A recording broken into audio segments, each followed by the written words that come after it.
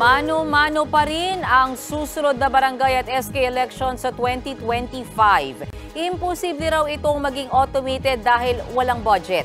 Nasa frontline ng balita yan si Ian Suyu. Malungkot na ibinalita ni COMELEC Chairman George Garcia na hindi na nila kakayaning gawing automated ang susunod na barangay at sangguniang kabataan election sa 2025. Lalo't kasabay yan ng national at local election sa Mayo ng kaparehong taon. Sa nakaraang pagdinig ng Senate Finance Subcommittee, 27.440 billion pesos lang ang ipinasang budget ng COMELEC sa susunod na taon kumpara sa 44.772 billion pesos nilang pinetisyon. Humiling din si Garcia na bigyan man lang sila ng karagdagang 5 bilyong piso pambayad sa mga tao pero hindi ito pinagbigyan. Kung talaga pong gugustuhin ng ating Kongreso na gawin po natin na automated ang barangay and SK election ng 2025, kakailanganin po na meron din po kaming preparatory budget para sa automated BSKE. Sa kasalukuyan po, wala. Pagdedetalye ni Garcia, lampas 42,000 barangays ang kakailanganing may ayos ang balota. Sa regular o manual BSKE, 11 to 12 billion pesos ang gastos.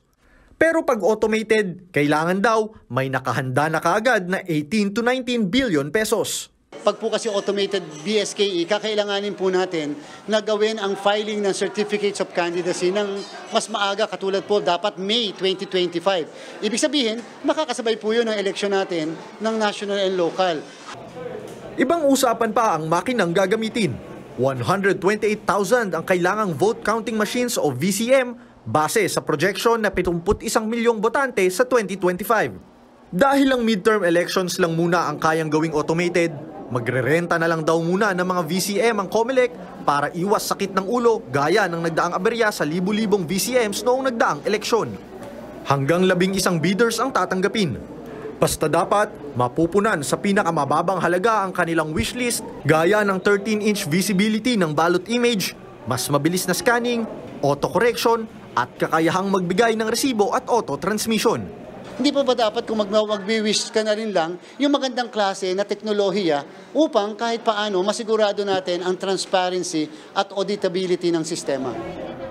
Sa ngayon, 4 na kumpanya na ang nagpahayag na kayang puna ng requirement sa makina na fast track o fully automated system with transparency audit and count. Kabilang dyan ang Smartmatic na mainit sa mata ng mga mambabatas dahil sa umunoy history nila sa data breach. Wala po kasi tayong formal na disqualification sa kanila. Wala pa pong sufficient ground para sila ay ma-disqualify at this point unless may mag-file ng disqualification. Hanggang Oktubre, pwedeng mag-submit ng bid. Nagbabalita mula sa Frontline. Ian Suyu, News 5. Mga kapatid, may Los Baños po. Huwag magpahuli sa mga balita at impormasyong dapat ninyong malaman. Para sa mas malawak na balitaan at diskusyon, mag-follow at mag-subscribe sa social media pages ng News 5.